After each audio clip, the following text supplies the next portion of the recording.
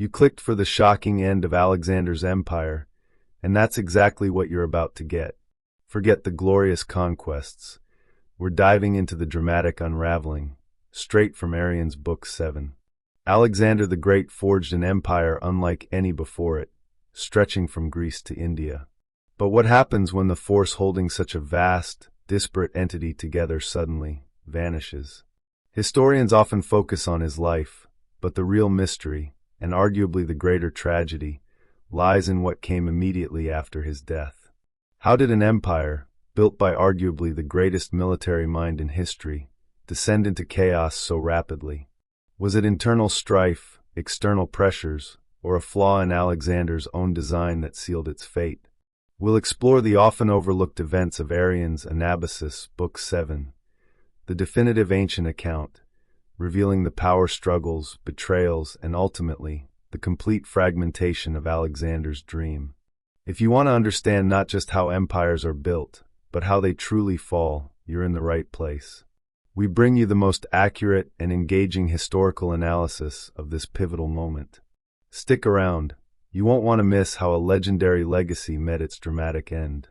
And while you're at it, hit that like button, leave a comment with your thoughts on Alexander, and subscribe for more deep dives into ancient history. The Anabasis of Alexander, Book 7. Chapter 1. Alexander's Philosophical Encounters and Social Policies. When Alexander arrived at Pasargadae and Persepolis, he desired to sail down the Euphrates and Tigris to the Persian Sea. He wished to see the mouths of these rivers, just as he had seen those of the Indus and the sea it flowed into. Some historians also claim he planned a voyage around a large portion of Arabia, the lands of the Ethiopians, Libya, or Africa, and Numidia, beyond Mount Atlas to Cadiz, and then into the Mediterranean. He believed that after conquering Libya and Carthage, he could justly claim the title king of all Asia. He felt the kings of the Persians and Medes called themselves great kings, without true right, as they did not rule most of Asia. Others suggest he planned to sail to the Euxine Sea, Scythia, and the Sea of Azov. Still others assert he intended to go to Sicily and the Iapygian Cape, as the growing fame of the Romans was reportedly exciting his jealousy. For my part, I cannot state his plans with certainty, nor do I care to guess. But I confidently affirm that he meditated nothing small or insignificant. He would never have been satisfied with his acquisitions, even if he had added Europe to Asia, or the British Isles to Europe. He would have continued seeking unknown lands beyond those already mentioned. I truly believe if he found no one else to strive with, he would have striven with himself. This brings to mind some Indian philosophers whom Alexander encountered. They were walking in a meadow where they customarily spent their time. Upon seeing him and his army, they simply stamped their feet on the earth. When Alexander, through interpreters, asked the meaning of their action, they replied, "O King Alexander, every man possesses only as much of the earth as this upon which we have stepped. Yet you, a man like the rest of us, except in being meddlesome and arrogant, have come over such a great part of the earth from your own land, troubling both yourself and others. And yet you, too, will soon die and possess only enough earth for your body to be buried in." On this occasion, Alexander commended both their words and the men who spoke them. Nevertheless, he proceeded to do the opposite of what he had praised. Later, on the isthmus, he met Diogenes of Sinope, who was sunbathing. Alexander, standing near him with his guards, asked if he wanted anything. Diogenes replied that he wanted nothing but for Alexander and his attendants to step out of his sunlight. Alexander is said to have admired Diogenes' conduct. This demonstrates that Alexander was not entirely without noble feelings, but he was a slave to his insatiable ambition. Again, when he arrived at Taxila and saw the naked Indian philosophers, he greatly desired one of them to live with him, admiring their power of endurance. But the oldest philosopher, Dandames, whose disciples the others were, refused to come himself and would not allow the others to go. He reportedly said that he was a son of Zeus, if Alexander was, and that he wanted nothing from him, being content with what he had. He also observed Alexander's attendants wandering over land and sea to no advantage, with no end to their many travels. Therefore, he had no desire for anything Alexander possessed, nor was he afraid of being excluded from anything Alexander ruled. While he lived, India, which produced fruits in their season, was sufficient for him. When he died, he would be released from the body, an unsuitable associate.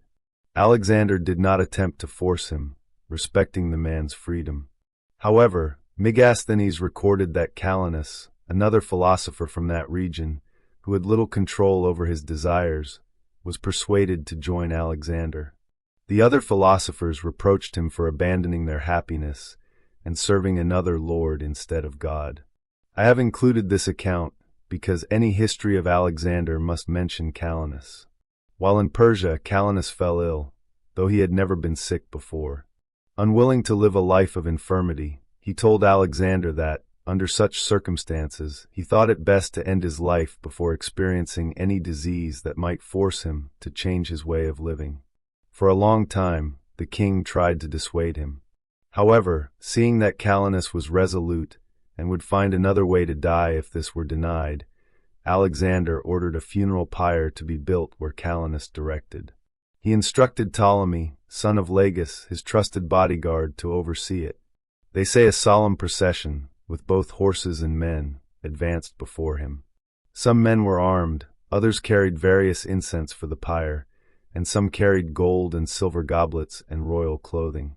As Calenus was too ill to walk, a horse was prepared. Unable to mount it, he was carried on a litter, crowned with a garland in the Indian custom, and singing in the Indian language. The Indians say he sang hymns to the gods and praises for his countrymen. Before ascending the pyre, he presented the royal Nicaean horse he was to have ridden to Lysimachus, one of his students. He distributed the goblets and rugs Alexander had ordered thrown into the pyre, as an honor, among his other disciples. Then, mounting the pyre, he lay down properly, visible to the entire army. To Alexander, the spectacle seemed unseemly, as it was at the cost of a friend.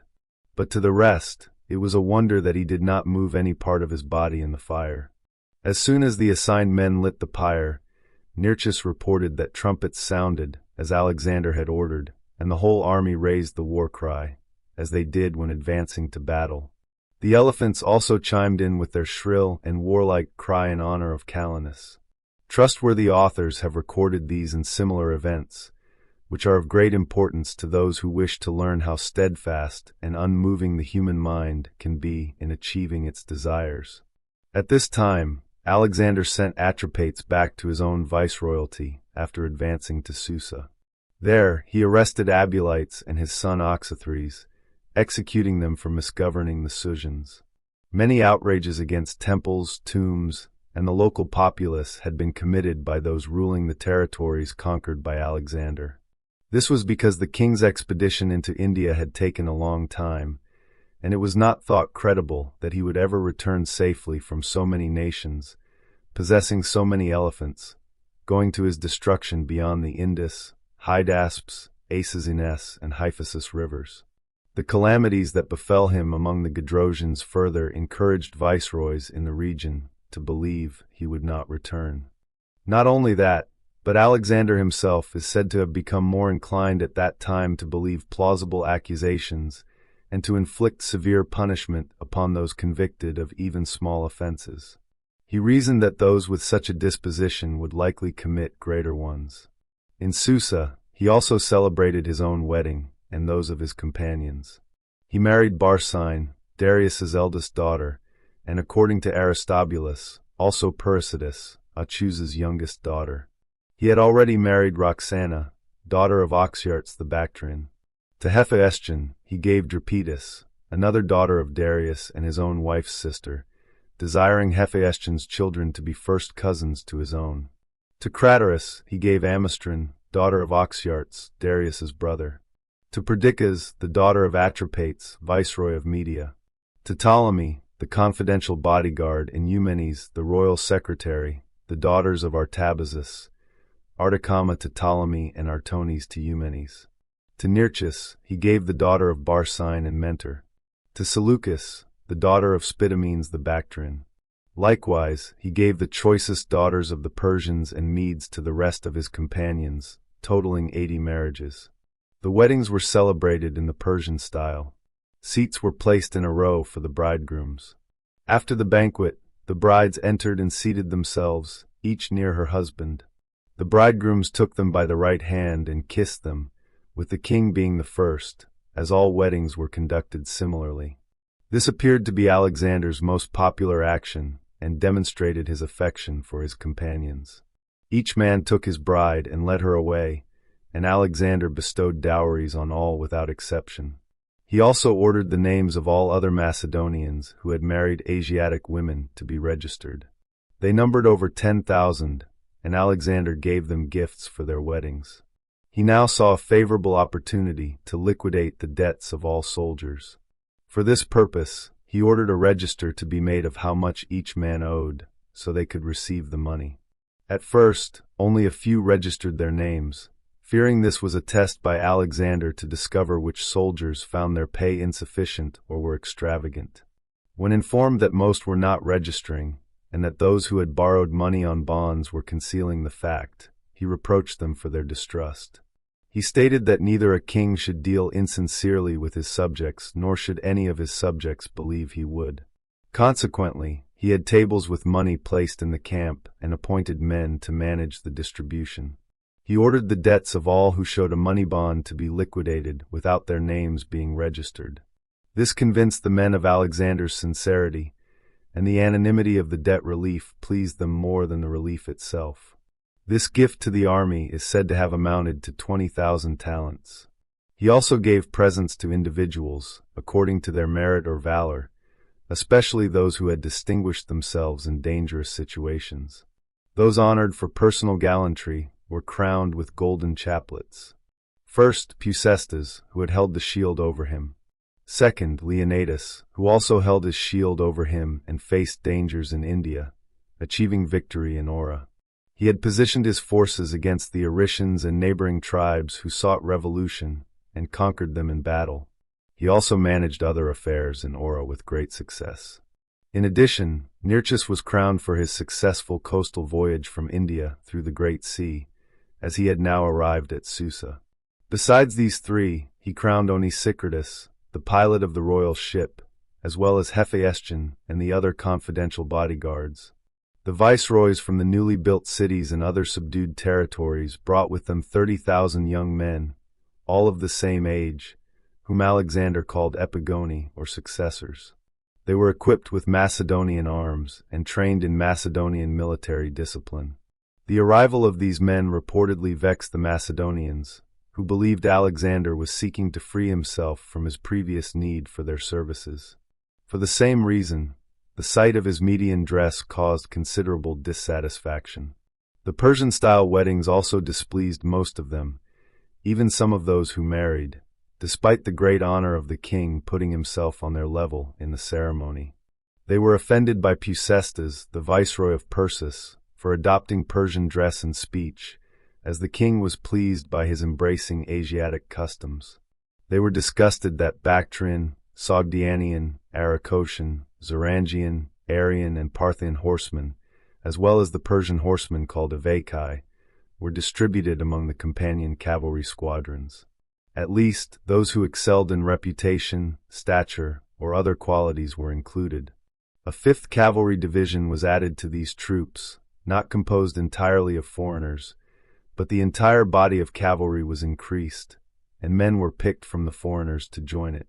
Capen, son of Artabazus, Hydarnes and Artaboles, sons of Mazias, Sicines and Pherdasmenes, sons of Phrataphernes, viceroy of Parthia and Hyrcania, Histanes, son of Oxyartes and brother of Alexander's wife, Roxanne, as well as Autobares and his brother Mithridates were selected and enrolled among the foot guard in addition to the Macedonian officers. Hystaspes the Bactrian was placed as their commander, and Macedonian spears were given to them instead of their barbarian javelins with thongs. All this offended the Macedonians, who felt that Alexander was becoming entirely Asiatic in his ideas and was holding the Macedonians themselves and their customs in contempt. Chapter 2: Navigation, Army Discontent, and Reconciliation. Alexander now ordered Hephaestion to lead the main infantry force to the Persian Sea. Alexander himself, with his fleet having sailed into Susiana, embarked with his shield-bearing guards and infantry bodyguards. Taking a few companion cavalry, he sailed down the Ilissus River to the sea. Near the river's mouth, he left most of his ships, including those needing repair. With the faster vessels, he sailed along the coast from the Ilissus to the mouth of the Tigris. The remaining ships were conveyed down the Ilissus to a canal cut from the Tigris, bringing them into the Tigris itself. The Euphrates and Tigris rivers enclose Syria, a region the natives called Mesopotamia. The Tigris flows in a much lower channel than the Euphrates, receiving many canals from it. Swollen by numerous tributaries, it empties into the Persian Sea. It is a large river, nowhere fordable to its mouth, as its waters are not used for irrigation. The land it flows through is higher than the water, so it receives tributaries rather than losing water to canals or other rivers. Irrigation from the Tigris is impossible. The Euphrates, however, flows in an elevated channel, level with the surrounding land. Many canals have been built from it. Some flow continuously, supplying water to inhabitants on both banks. Others are dug only when needed to irrigate land during drought, as the country typically receives little rain. Consequently, the Euphrates eventually dwindles to a small volume, disappearing into a marsh. Alexander sailed around the Persian Gulf coast between the Ilissus and Tigris rivers. From there, he sailed up the Tigris to the camp where Hephaestion had settled with all his forces. Then he sailed further to Opis, a city on that river. During his ascent, he destroyed the weirs in the river, making the stream entirely navigable. These weirs had been built by the Persians to prevent enemy naval forces from sailing upriver into their country. The Persians, not being a seafaring people, had made navigation up the Tigris impossible with these continuous barriers. But Alexander declared such devices unbecoming for victorious warriors. He considered this method of safety unsuitable, and, by easily demolishing the Persians' laborious work, he proved their supposed protection was unworthy of the name. Upon arriving at Opis, Alexander gathered the Macedonians and announced his intention to discharge from the army those unfit for military service due to age or injury. He promised to send them home, also pledging to give them enough to make them envied by those at home and to inspire other Macedonians to seek similar dangers and labors. Alexander undoubtedly said this to please the Macedonians. However, they were, not without reason, offended, believing they were now despised and deemed useless for service. Indeed, they had been offended by many things throughout the expedition. His adoption of Persian dress, showing contempt for their opinion, caused them grief.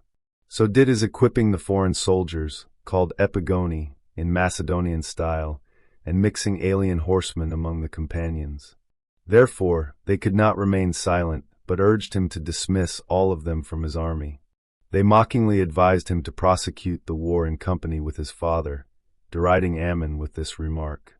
When Alexander heard this, for he was more hot-tempered than before, and no longer as indulgent to the Macedonians, having a retinue of foreign attendants, he leaped from the platform with his officers. He ordered the most prominent men who had incited the sedition, 13 in number, to be arrested.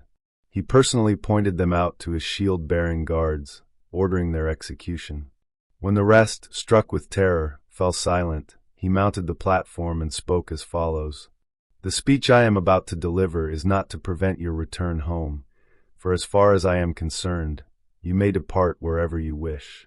Rather, I wish you to know what kind of men you were originally, and how you have been transformed since you came into our service. First, I shall begin with my father, Philip, as is fitting. He found you vagabonds and destitute, most of you clad in hides, feeding a few sheep on mountain sides. For their protection, you fought with limited success against Illyrians, Tribalians, and Thracian border tribes. Instead of hides, he gave you cloaks. From the mountains, he led you to the plains, making you capable of fighting neighboring barbarians, so you no longer relied on inaccessible strongholds rather than your own valor. He made you colonists of cities, adorned with useful laws and customs. From being slaves and subjects, he made you rulers over the very barbarians who had previously plundered and ravaged you and your property. He also added most of Thrace to Macedonia. By seizing strategically located coastal areas, he brought abundance through commerce and secured mining employment. He made you rulers over the Thessalians, whom you once greatly feared. By humbling the Phocians, he made the path into Greece wide and easy for you, instead of narrow and difficult. The Athenians and Thebans, who always lay in wait to attack Macedonia, he humbled to such a degree, with my personal aid in the campaign, that those states now secure themselves with our assistance, rather than paying tribute to the Athenians or being vassals to the Thebans. He penetrated the Peloponnese, regulated its affairs, and was publicly declared commander-in-chief of all Greece for the expedition against Persia, adding this glory as much to the Macedonian commonwealth as to himself. These were the advantages for my father Philip, great in themselves, but small compared to those you have gained from me. Though I inherited only a few gold and silver goblets, with less than 60 talents in the treasury, and found myself charged with Philip's debt of 500 talents, and had to borrow another 800 talents, I started from a country that could barely support you. I immediately opened the passage of the Hellespont to you, though the Persians then ruled the sea. Having overpowered Darius's viceroys with my cavalry, I added all of Ionia, all of Elis, both Phrygias and Lydia to your empire. I took Miletus by siege.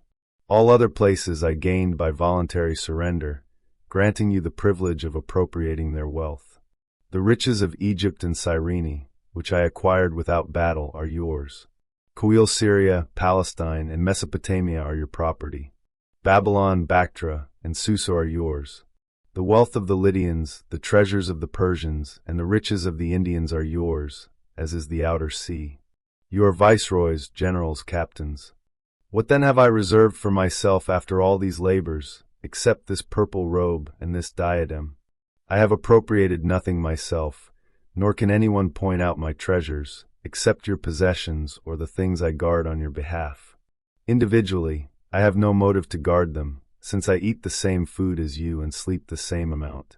Indeed, I do not think my fare is as good as that of those among you who live luxuriously, and I know I often stay awake at night to watch over you, so you may sleep. But someone may say that while you endured toil and fatigue, I, as your leader, acquired these things without sharing the toil. But who among you knows that he has endured greater toil for me than I have for him? Come now, whoever among you has wounds, let him strip and show them, and I will show mine in turn. For there is no part of my body, at least in front, free from wounds. Nor is there any weapon used for close combat or hurled at the enemy whose traces I do not bear. I have been wounded with the sword in close combat, shot with arrows, and struck with projectiles from war engines.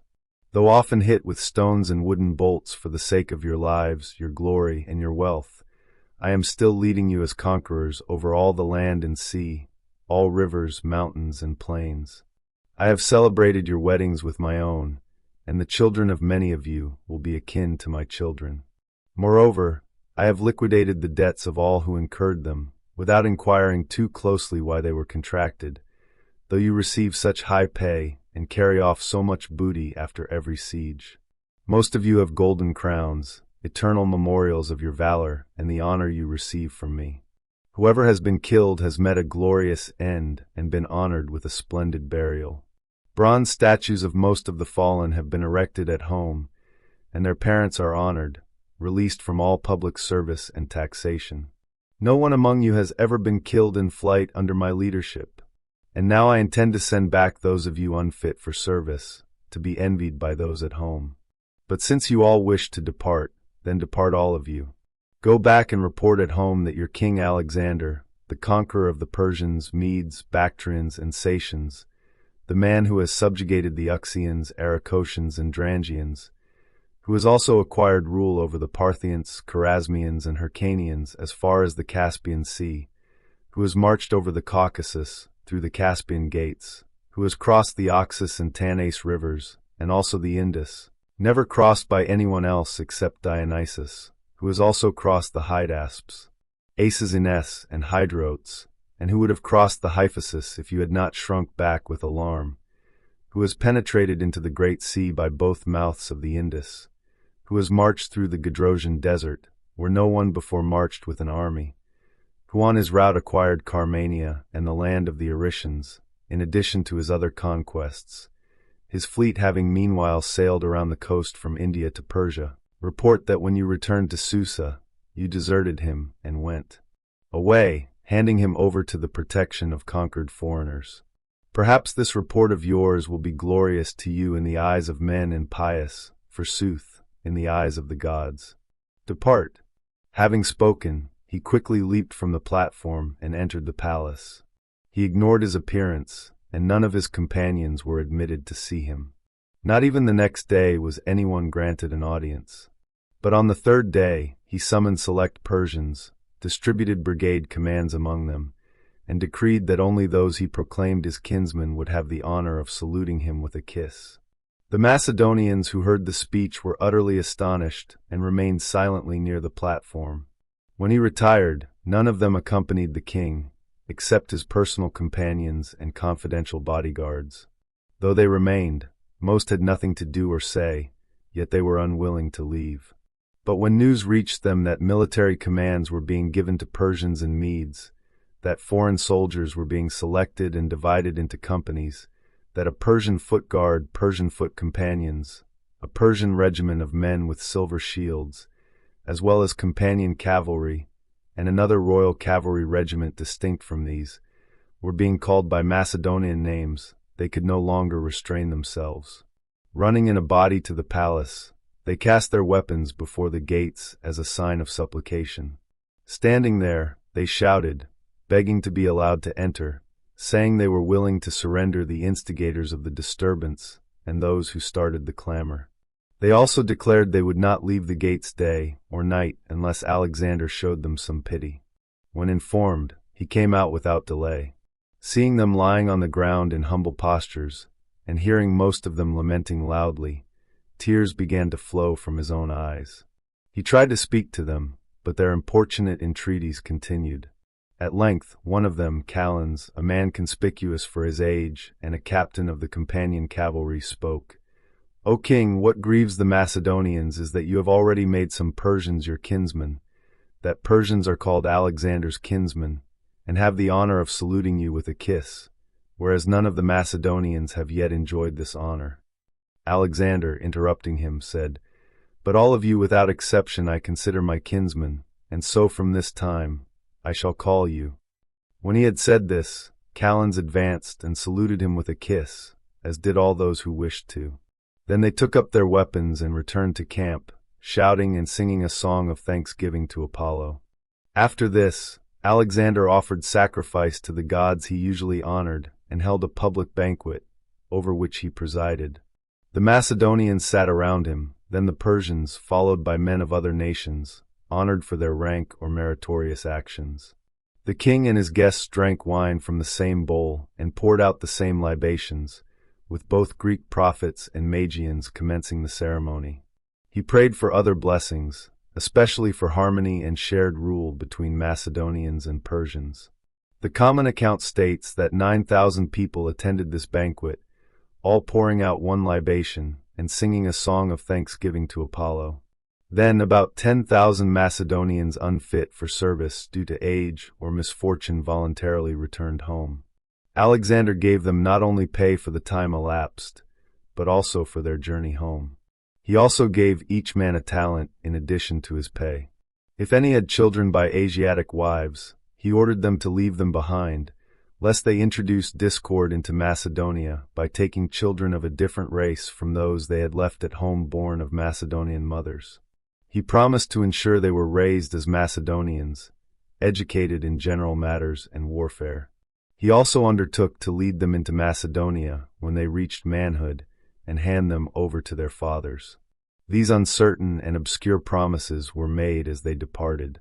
He believed he was giving an undeniable proof of his friendship and affection by sending Craterus, his most faithful and equally valued companion, as their guardian and expedition leader. Then, saluting them all, he dismissed them, also weeping. He ordered Craterus to lead these men back and, upon his return, to assume governance of Macedonia, Thrace, and Thessaly, and to preside over the freedom of the Greeks. He also ordered Antipater to bring him Macedonian men of age as successors to those being sent back. He dispatched Polysperchon with Craterus as his second in command, so that if any mishap befell Craterus on the march, as he was being sent back due to ill health, those returning would not be without a general. A secret report also circulated that Alexander was now swayed by his mother's accusations against Antipater and wished to remove him from Macedonia. This report was popular among those who believed royal actions gained honor through secrecy and preferred to attribute plausible events to bad motives rather than real ones, guided by appearances and their own depravity. However, this summons for Antipater was likely not intended for his dishonor, but to prevent any unpleasant consequences for Antipater and Olympias from their quarrel, which Alexander might not be able to rectify himself. They incessantly wrote to Alexander. Antipater claimed Olympias's arrogance, acerbity, and meddlesomeness were highly unbecoming for the king's mother, so much so that Alexander reportedly remarked about his mother's letters that she was exacting a heavy house rent for the 10 months. The queen wrote that Antipater was excessively insolent in his pretensions and court service, no longer remembering who appointed him, but claiming to win and hold the first rank among Macedonians and Greeks. These slanderous reports about Antipater seemed to hold more weight with Alexander, as they were more formidable regarding regal dignity. Yet, no overt act or word from the king was reported that suggested Antipater was in any way less in his favor than before. Chapter 3. Further expeditions, Hephaestion's death, and distant embassies. Hephaestion, it is said, reluctantly agreed to this argument and reconciled with Eumenes, who also sought to resolve the dispute. During this journey, Alexander reportedly saw the plain dedicated to the royal Mares. Herodotus states that the plain and the Mares were both called Nicaean, and that in ancient times there were 150,000 of these horses. However, Alexander found only about 50,000, as robbers had carried off most of them. They say Atropates, the viceroy of Media, presented Alexander with 100 women, claiming they were of the Amazon race. These women were equipped like male horsemen, but carried axes instead of spears and targets instead of shields. They supposedly had a smaller right breast and exposed it in battle. Alexander dismissed them from his army to prevent any violation by the Macedonians or barbarians. He ordered them to inform their queen that he was coming to procreate children with her. However, this story is not recorded by Aristobulus, Ptolemy, or any other trustworthy historical writer. I do not even believe the Amazon race survived at that time. Xenophon, who mentioned the Phasians, Colchians, and other barbaric races encountered by Greeks journeying from or to Trapezus, made no mention of Amazons before Alexander's time. They certainly would have encountered them if they still existed. Nevertheless, I find it hard to believe this race of women was entirely fictitious, as so many famous poets have celebrated them. The general account is that Heracles marched against them and brought their queen Hippolyte's girdle to Greece. The Athenians, under Theseus, were also the first to conquer and repel these women as they advanced into Europe. Micken famously painted the battle between the Athenians and Amazons, just as he did the Athenians and Persians. Herodotus frequently wrote about these women, as did Athenian writers who honored those who died in war with funeral orations, mentioning the Athenian exploit against the Amazons as a special glory. Therefore, if Atropates showed Alexander any equestrian women, I believe he must have presented other foreign women trained in horsemanship, equipped with what were said to be Amazonian arms. In Ecbatana, Alexander offered sacrifices for good fortune, as was his custom. He also held gymnastic and musical contests and drinking parties with his companions. Around this time, Hephaestion fell ill. On the 7th day of his fever, the stadium was reportedly full of people for a boys' gymnastic contest. When Alexander learned Hephaestion was in critical condition, he rushed to him but found him already dead. Different authors describe Alexander's grief variously, but all agree it was profound. Accounts of the honors paid to Hephaestion also differ, influenced by each writer's goodwill or envy towards Hephaestion, or even Alexander himself. Some writers, in their reckless statements, seem to believe Alexander's excessive grief honored him, while others saw it as unbecoming for a king, especially Alexander. Some say he lay prostrate on his companion's body for most of that day, weeping and refusing to leave until forcibly removed by his companions. Others claim he stayed on the body the entire day and night. Still others say he hanged the physician Glaucias for indiscreetly administering medicine, while some assert Alexander, watching the games, neglected Hephaestion, who was drunk. That Alexander cut off his hair in honor of the dead man, I do not find improbable, partly from a desire to imitate Achilles, whom he had aspired to rival since boyhood. Some also claim Alexander himself drove the chariot bearing the body, but I do not believe this. Others affirm he ordered the shrine of Asclepius in Ecbatana razed, an act of barbarism unlike Alexander's usual behavior, but rather akin to Xerxes' arrogance toward the deity when he reportedly cast fetters into the Hellespont to punish it. However, the following recorded statement seems plausible. As Alexander marched to Babylon, he was met by many Greek embassies, including Epidaurian envoys who obtained their requests. He also gave them an offering for Asclepius, remarking, "Although Asclepius has not treated me fairly, in not saving the life of my companion, whom I valued as highly as my own head." Most writers state that Alexander ordered Hephaestion to be honored as a hero. Some even say he sent men to Ammon's temple to ask if sacrificing to Hephaestion as a god was permissible, but Ammon replied it was not. All authorities, however, agree on these facts. For 3 days after Hephaestion's death, Alexander neither ate nor attended to his appearance, but lay on the ground, weeping or silently mourning. He ordered a funeral pyre prepared in Babylon at a cost of 10,000 talents, some say even more. A decree was published throughout all barbarian territory for a public mourning. Many of Alexander's companions dedicated themselves and their arms to the deceased Hephaestion to show their respect. Eumenes, whom we mentioned earlier as having been at odds with him, was the first to do so, to ensure Alexander would not believe he was pleased by Hephaestion's death. Alexander did not appoint anyone else to command the companion cavalry in Hephaestion's place, so the general's name would not vanish from the brigade. That cavalry division was still called Hephaestion's, and an effigy of Hephaestion rode in front of it. Alexander also decided to hold a gymnastic and musical contest far more magnificent than any before, in terms of both competitors and cost. He provided 3,000 competitors in total.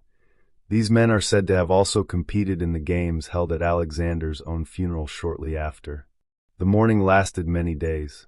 As Alexander began to recover, his companions found it easier to rouse him to action. At last, he launched an expedition against the Caucaeans, a warlike race bordering the Uxians. They were mountaineers, inhabiting strong positions in separate villages. When attacked, they would retreat to their mountain summits, either in groups or individually, making it difficult for attackers to approach them. After the enemy left, they would return to raiding, which was their livelihood. Alexander subdued this race, even though he campaigned against them in winter. Neither winter nor rugged terrain impeded him or Ptolemy, son of Lagus, who led part of the army. Thus, no military enterprise undertaken by Alexander was ever unsuccessful. As he marched back to Babylon, he was met by Libyan embassies, who congratulated him and crowned him as conqueror of the Asian kingdom. From Italy, Bruttians, Lucanians, and Tyrrhenians also came as envoys for the same purpose. The Carthaginians are said to have sent an embassy at this time.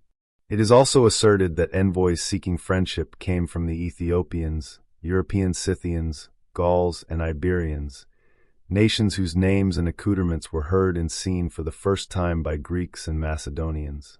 They reportedly even entrusted Alexander with settling their disputes. Then indeed it became especially clear to him and his entourage that he was lord of all land and sea.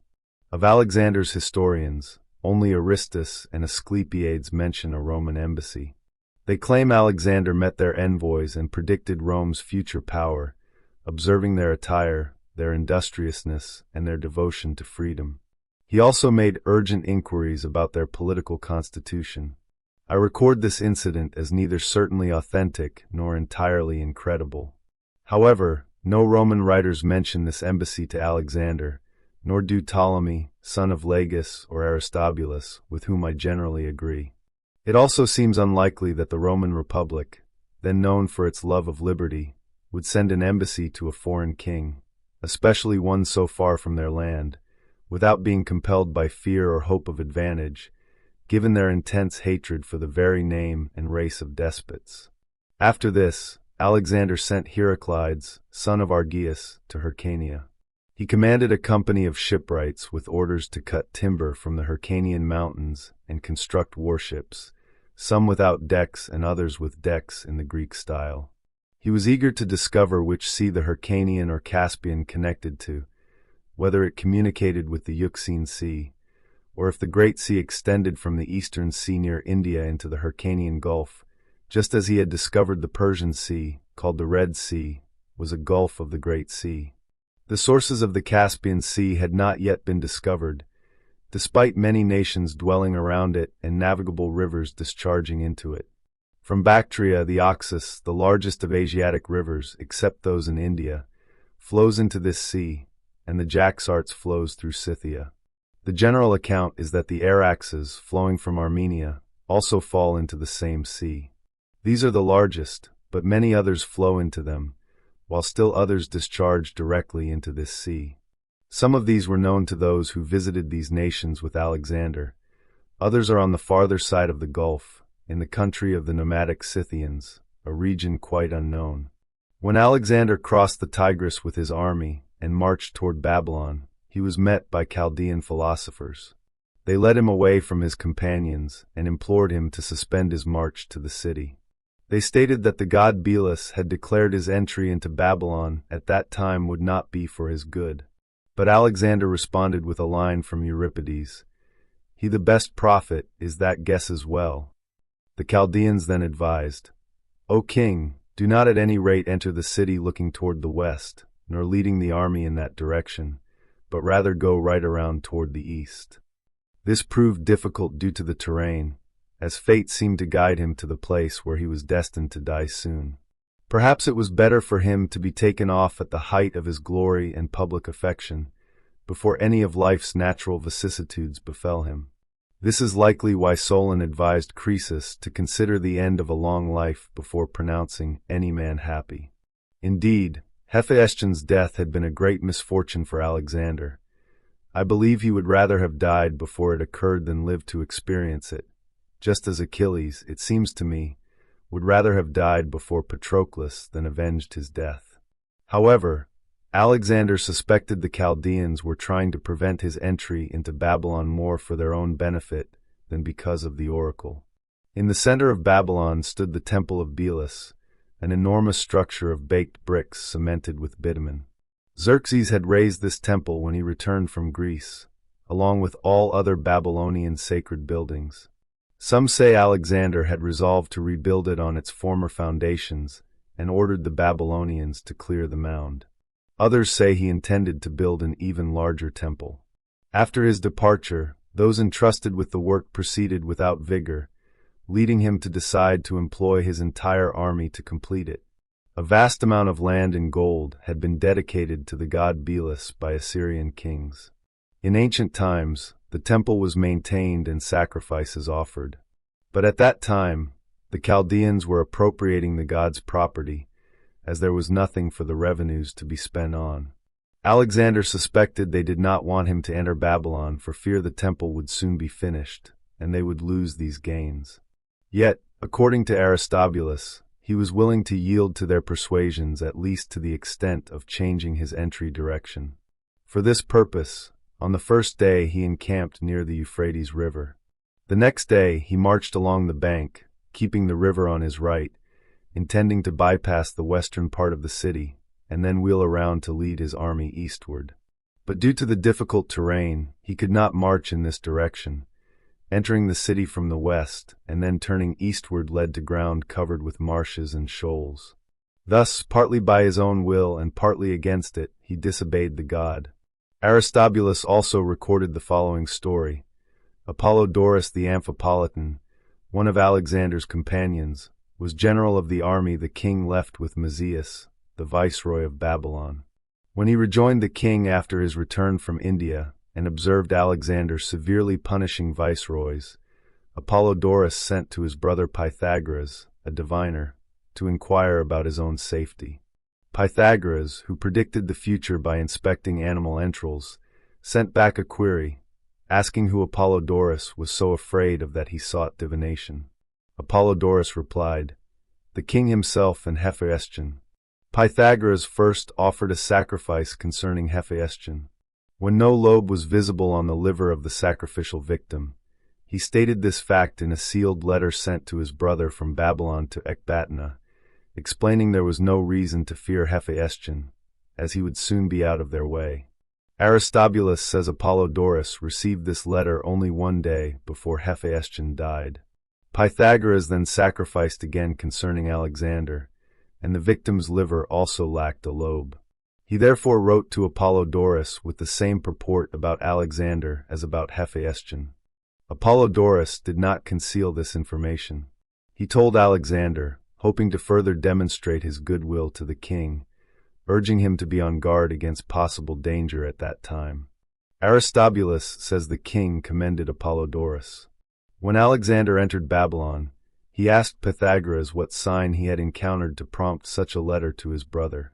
Pythagoras explained that the liver of the victim sacrificed for Alexander was without a lobe. When Alexander asked what the sign portended, he replied it was very disastrous. The king, far from being angry, treated him with even greater respect for speaking the truth plainly. Aristobulus says he heard this story from Pythagoras himself, and adds that the same man divined for Perdiccas and later for Antigonus, with the same sign occurring for both. This was verified by fact. Perdiccas lost his life leading an army against Ptolemy, and Antigonus was killed in the battle at Ipsus against Seleucus and Lysimachus. Concerning Calenus, the Indian philosopher, the following story is recorded. When he was going to the funeral pyre to die, he bid farewell to all his other companions but refused to approach Alexander to salute him, saying he would meet him at Babylon and salute him there. At the time, this remark was disregarded. But later, after Alexander died at Babylon, it was recalled by those who had heard it, and they believed it a divine intimation of Alexander's approaching end. As he entered Babylon, he was met by embassies from the Greeks. Their specific purposes are not recorded. To me, it seems probable that most came to crown and eulogize him for his victories, especially the Indian ones, and to express the Greeks' joy at his safe return from India. He reportedly greeted these men with a handshake, honored them, and sent them back. He also permitted the ambassadors to take back all the statues of men, images of gods, and other votive offerings Xerxes had carried off from Greece to Babylon, Pasargadae, Susa, or anywhere else in Asia.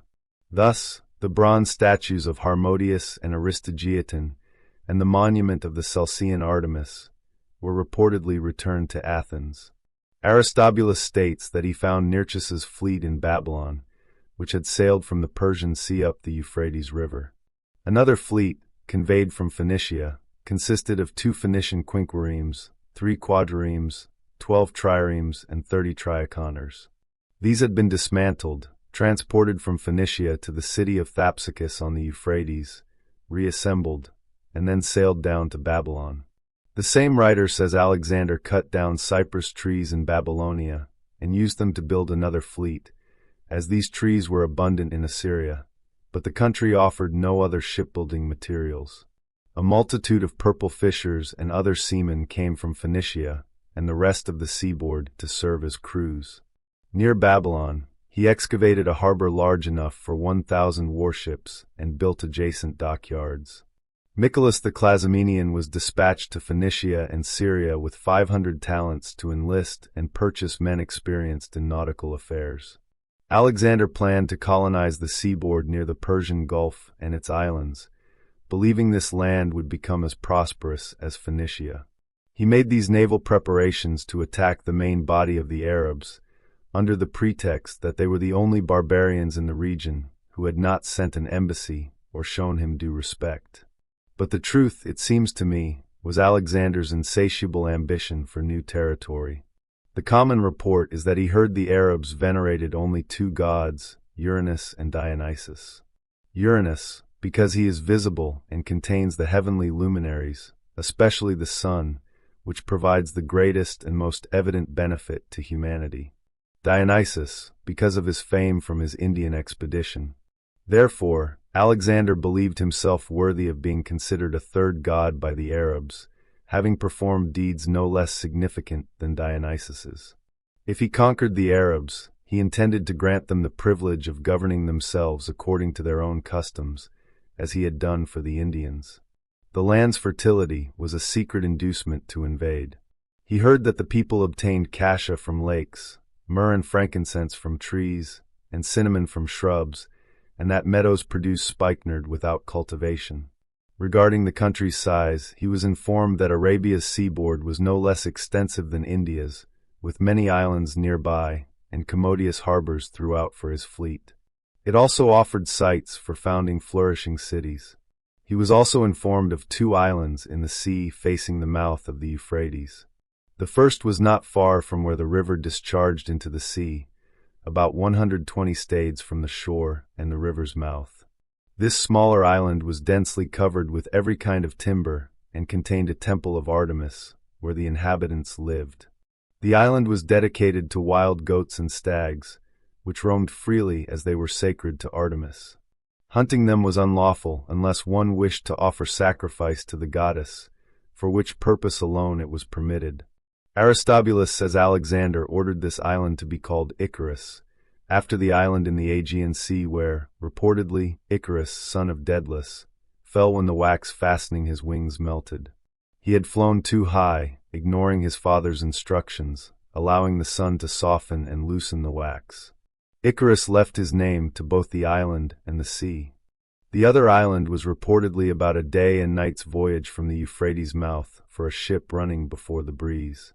Its name was Tylos. It was large, mostly neither rugged nor woody, but suitable for cultivated fruits and all seasonal produce.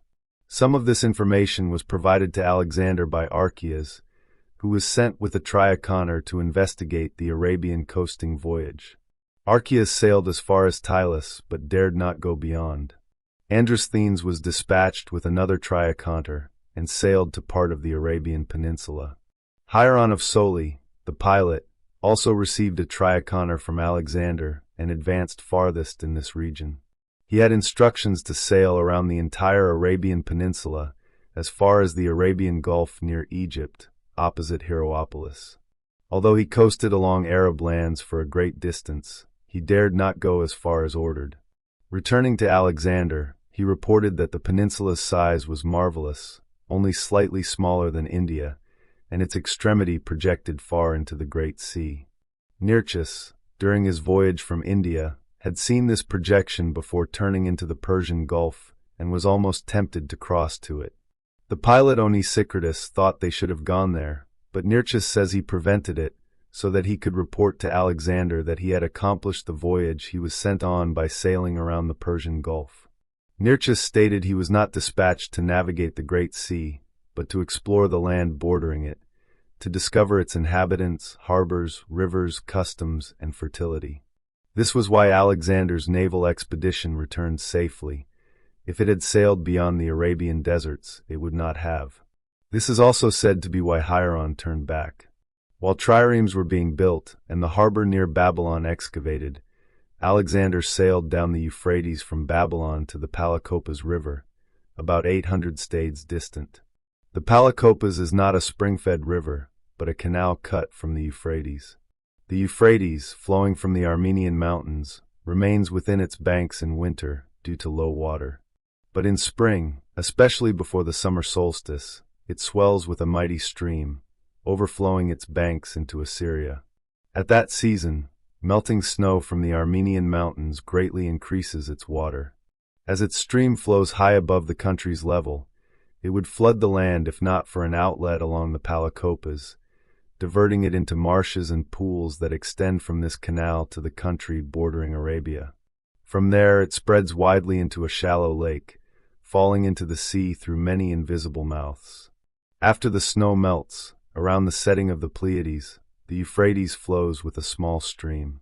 Nevertheless, most of it discharges into the pools along the Palacopas. Therefore, unless someone dammed up the Palacopas, forcing the water back into the river's banks and down its channel, it would drain the Euphrates, and Assyria would not be watered. But the Euphrates outlet into the Palacopas was dammed by the viceroy of Babylonia with great labor, even though constructing the outlet was easy. This was because the ground in this region is slimy and mostly mud, making it difficult to turn the water back once it has entered. Over 10,000 Assyrians were engaged in this work for up to 3 months. When Alexander learned of this, he decided to benefit Assyria. He resolved to shut up the outlet where the Euphrates stream turned into the Palacopas. After advancing about 30 stades, the earth appeared somewhat rocky. If cut through and joined with the old canal along the Palacopas, the hardness of the soil would prevent water percolation, making it easy to turn the water back at the appointed season. For this purpose, he sailed to the Palacopas and then continued down that canal into the pools toward the Arab country. There, seeing an admirable sight, he founded and fortified a city upon it. In it, he settled Greek mercenaries who volunteered to remain, and those unfit for military service due to age or wounds. Chapter 4. Omens, Recruits, and Alexander's Final Days. Alexander had proven the Chaldean prophecy false. He left Babylon without mishap, confident in spirit. He then sailed through the marshes, keeping Babylon on his left. Here, a portion of his fleet lost its way in the river's narrow channels due to a missing pilot. Alexander sent a pilot to guide them back. Most Assyrian royal tombs were built within these pools and marshes. The story goes that as Alexander sailed through them, steering his trireme himself, a strong gust of wind swept his broad-brimmed Macedonian hat and its royal fillet into the water. The heavy hat sank, but the fillet was carried by the wind and caught on a reed near an ancient king's tomb. This incident was seen as an omen, as was a sailor swimming to retrieve the fillet. To keep it dry, he placed it around his own head to carry it to the king. Most of Alexander's biographers say the king rewarded the sailor with a talent for his zeal, but then ordered his head cut off. This was because prophets had instructed that the head which wore the royal fillet should not remain safe. However, Aristobulus states that the man received a talent, but was later scourged for wearing the fillet. Aristobulus also identifies the sailor as Phoenician, though others claim it was Seleucus. These accounts suggest the incident was an omen, of Alexander's death for him, and of a great kingdom for Seleucus. Indeed, among Alexander's successors, Seleucus became the greatest king, possessing the most kingly mind, and ruling the largest territory after Alexander himself. This fact, to me, is beyond question. Upon his return to Babylon, Alexander found Peucestes had arrived from Persis with 20,000 Persians, along with many Causians and Tepurians, tribes considered the most warlike near Persis. Philoxenus also arrived with an army from Curia, Menander with forces from Lydia, and Menidas with the cavalry under his command. At the same time, Greek envoys arrived. Wearing crowns, they approached Alexander and crowned him with golden wreaths, as if they were special delegates granting him divine honors. His end was not far off. Alexander praised the Persians for their loyalty, demonstrated by their obedience to Peucestes, and Peucestes for his wise rule. He then integrated these foreign soldiers into the Macedonian ranks. Each company had a Macedonian decurion, followed by a Macedonian receiving double pay for valor. Next came a soldier earning 10 staters, named for his pay, which was less than double pay but more than that of regular soldiers. Following these were 12 Persians, and finally, another Macedonian, also receiving 10 staters. Thus, each company comprised 12 Persians and 4 Macedonians, 3 of whom received higher pay, and the 4th commanded the company. The Macedonians maintained their traditional armament, while the Persians were either archers or carried javelins with throwing straps.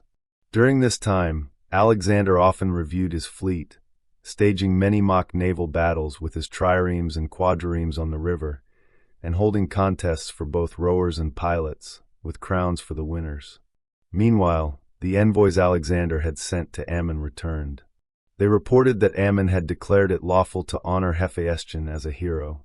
Rejoicing at this oracle, Alexander began to show him respect as a hero from that day forward. He also dispatched a letter to Cleomenes, a corrupt man who had committed many injustices in Egypt. I do not fault Alexander for his friendship with Hephaestion or his remembrance of him, even in death. However, I do blame him for many other actions. The letter commanded Cleomenes to build magnificent chapels for the hero Hephaestion in Egyptian Alexandria, one within the city and another on the island of Pharos, where the tower stands. These chapels were to be extremely large and built at lavish expense. The letter also directed Cleomenes to ensure Hephaestion's name was attached to them and engraved on all legal documents used by merchants in their dealings. These instructions I cannot entirely condemn, except for the excessive fuss over minor matters. But what follows I must severely criticize. If I find, the letter stated, the temples and chapels of the hero Hephaestion in Egypt well completed, I will not only pardon any crimes you may have committed in the past, but in the future you shall suffer no unpleasant treatment from me, however great your crimes may be. I cannot commend such a message from a great king to a wicked ruler of a large country and many people. But Alexander's own end was now near. Aristobulus recounts the following event as a premonition. While distributing the newly arrived troops from Persia and those from the sea among the Macedonian lines, Alexander became thirsty. He left his seat, leaving the royal throne empty. On either side were couches with silver feet, where his companions sat. A man of humble origin, some say he was even a prisoner not in chains, seeing the throne and couches empty, and the eunuchs standing nearby, for the companions also rose with the king, walked past the eunuchs, ascended the throne, and sat upon it. According to Persian law, they did not force him to rise. Instead, they tore their garments, beat their breasts and faces, as if mourning a great misfortune. When Alexander learned of this, he ordered the man tortured to discover if he had acted as part of a conspiracy. But the man confessed nothing, only that the idea had come to him at that moment. This further convinced the diviners that the occurrence boded ill for Alexander. A few days later, after offering the customary sacrifices for success and others for divination, Alexander feasted with his friends, drinking deep into the night. He is also said to have distributed sacrificial offerings and wine to the army. Some accounts state he wished to retire after the party, but Medius, then the most influential of his companions, met him and urged him to join another revel at his residence, promising a pleasant time. The royal diary provides the following account. Alexander reveled and drank at Medius's home, then rose, bathed, and slept. He then supped again at Medius's house, drinking late into the night. After leaving that party, he bathed, took a little food, and slept there, already feeling feverish. He was carried on a couch to the sacrifices, which he offered as was his daily custom. After the rites, he lay in the banqueting hall until dusk. During this time, he instructed his officers about the expedition and voyage, ordering those traveling on foot to be ready on the 4th day, and those sailing with him to be ready on the 5th. From there, he was carried on his couch to the river, where he boarded a boat and sailed to the park. He bathed again and rested. The next day, he bathed again and offered the customary sacrifices. He then lay down on a tester bed and conversed with Medius. He also ordered his officers to meet him at daybreak. After this, he ate a light supper and was again carried to the tester bed. The fever now raged incessantly throughout the night. The next day he bathed, offered sacrifice, and instructed Nearchus and the other officers that the voyage should begin on the 3rd day. The following day he bathed again and offered the prescribed sacrifices. Even after the rites, the fever persisted. Nevertheless, he summoned his officers and gave instructions for preparing the fleet. In the evening he bathed, after which he became very ill. The next day he was moved to a house near the swimming bath, where he offered the prescribed sacrifices.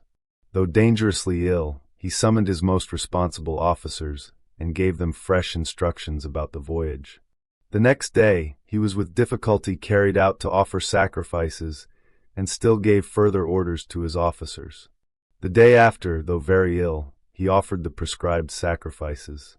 He then ordered his generals to remain in attendance in the hall, and his colonels and captains to wait before the gates. But now in a critical state, he was moved from the park into the palace. When his officers entered the room, he recognized them, but could no longer speak. During the ensuing night and day, and the next night and day, he suffered from a very high fever. Such is the account in the royal diary. It further states that the soldiers were very eager to see him. Some wished to see him alive once more, while others, believing rumors of his death, suspected his bodyguards were concealing it, which I believe to be true. Most, out of grief and affection for their king, forced their way in. It is said that though speechless as his soldiers passed by, he greeted each with his right hand, raising his head with difficulty and signaling with his eyes. The royal diary also mentions that Pethan, Attalus, Demophon, Pusestas, Cleomenes, Menidas, and Seleucus slept in the temple of Serapis. They asked the god whether it would be better for Alexander to be carried into the temple, to be cured as a suppliant. A voice from the god responded that he should not be brought into the temple, but that it would be better for him to remain where he was. The companions reported this answer, and soon after, Alexander died, as if this were indeed the better course. Neither Aristobulus nor Ptolemy's accounts differ significantly from this.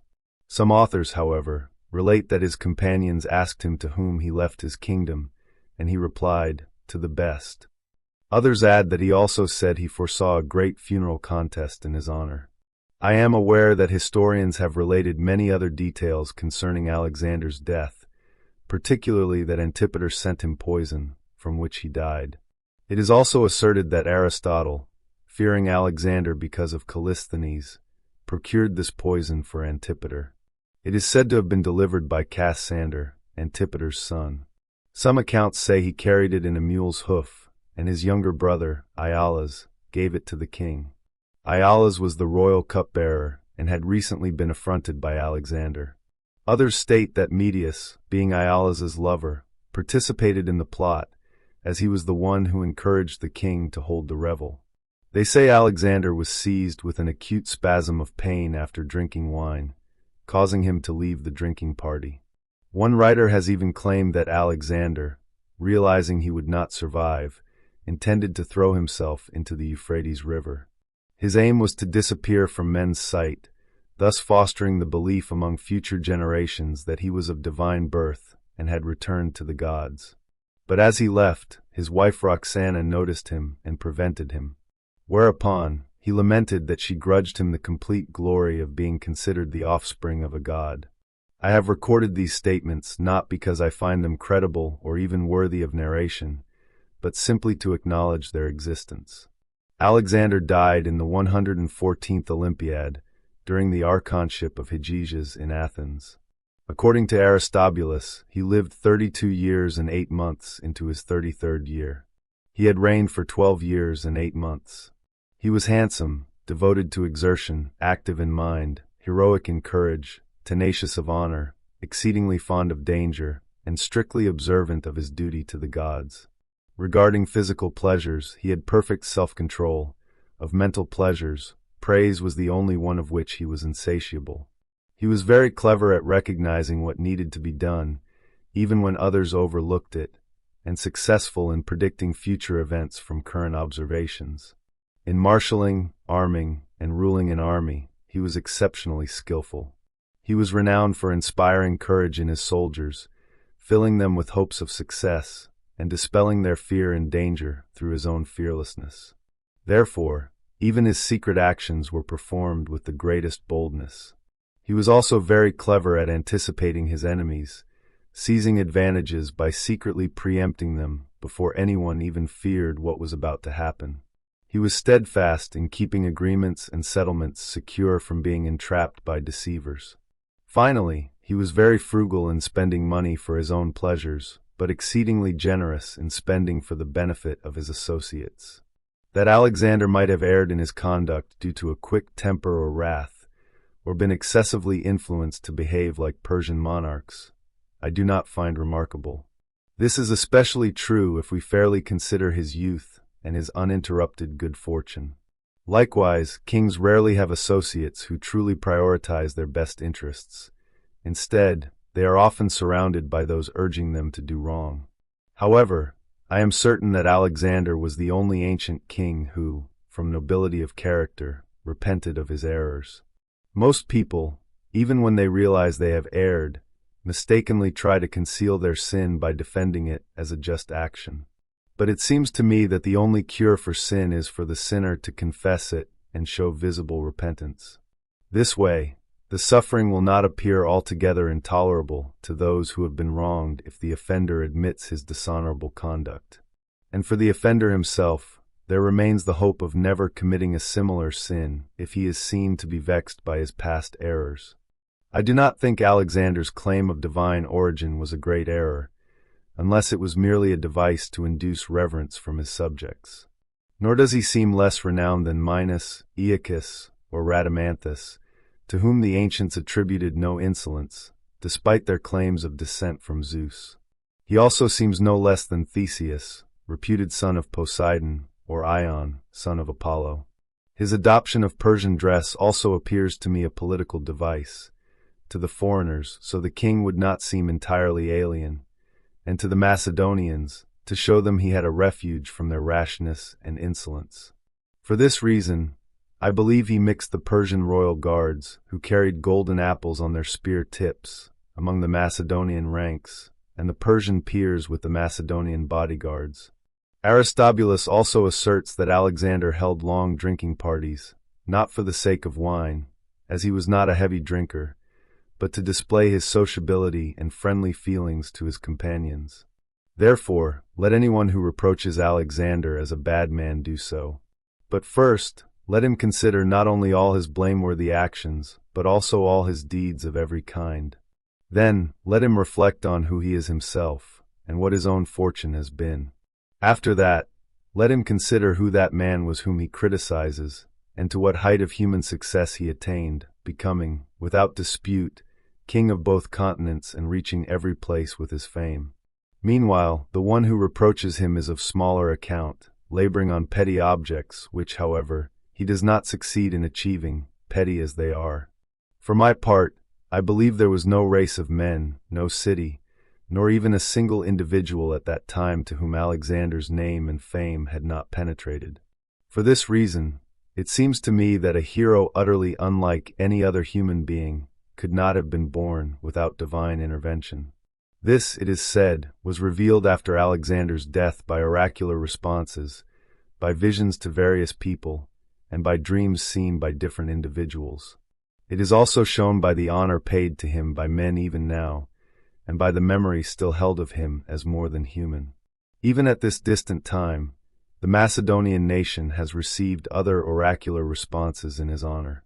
In relating the history of Alexander's achievements, there are some things I have felt compelled to censure, but I am not ashamed to admire Alexander himself. I have branded those actions as bad both out of regard for my own veracity and for the benefit of humankind. For this reason, I believe I undertook the task of writing this history not without divine inspiration. The end of the history of Alexander's deeds.